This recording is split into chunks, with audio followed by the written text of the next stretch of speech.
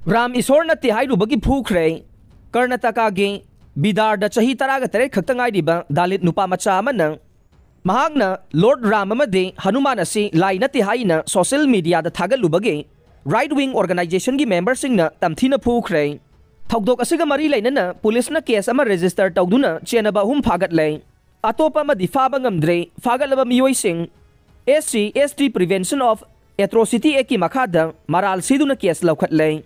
थौदोक असी अंगांग असिना राम अमसुंग हनुमान असी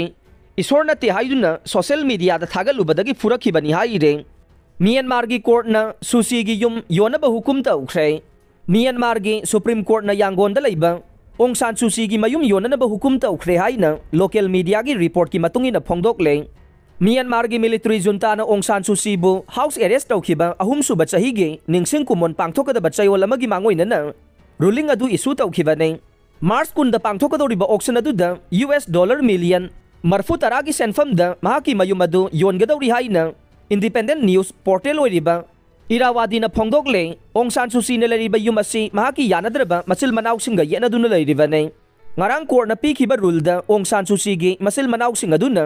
युम योनबगी सेंफम अदु येनबा यागनी हाइरे मरक असिदा ओंग सान सुसी गी उकिलबु हिरम असिगी मतंगदा कमेंट पीनबा उनबा फंखिदे हौजी मसागी चही 59 सुरबा ममांगदा स्टेट काउंसिलर ओइरमलबा मियोय असे